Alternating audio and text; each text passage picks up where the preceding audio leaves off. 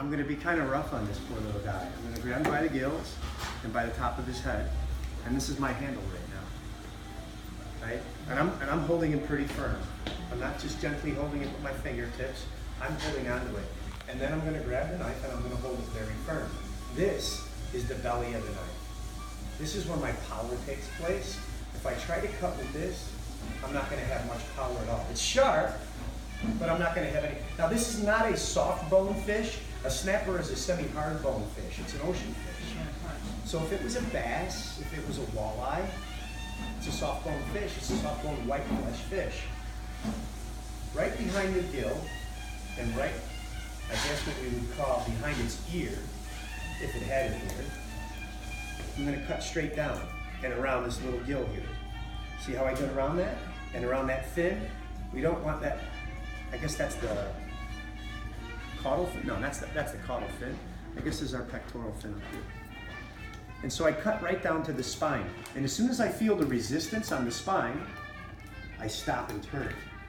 So you're actually leaning up against the spine right now. Exactly. And you're just following that down. So do you see how I'm against the spine? Yeah.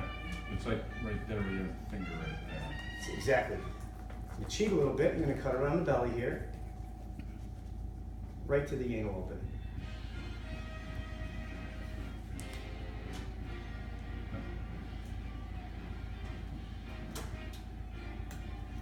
Now we'll go back and just go straight along the spine. Don't go through the spine. Don't go too far away from the spine. And stay with as much of the tail as you can. Because that's how we're going to skin it. Now, did I get somebody with that? Just a little bit of scale there. So this is going to come off quite simply when we get both fillets done. And now I just got to do this in backward fashion now. Oh, that's different. Not really. I'm holding it the same way. I'm just kind of doing it backwards. As soon as I get down to that spine, turn. And stay along the spine. And see, once you get to this side, it's pretty simple because I don't have to worry about that bottom side anymore because I took care of it on the other side. And just stay. And hold your fillet, manage your fish. Don't let it manage you. Make sure you get, this is useless down here, this tail piece, but this becomes a handle for when I want to skin it. And there you go. Very simple to skin. It is. Trust me. I'm trusting. You're gonna be happy with these knives. So I just go down to the skin. Now I use that as a handle. And you can feel the skin. Like you can feel the blade up against the skin. Absolutely. And it's just gonna stay sideways. Now remember what I said about Dad.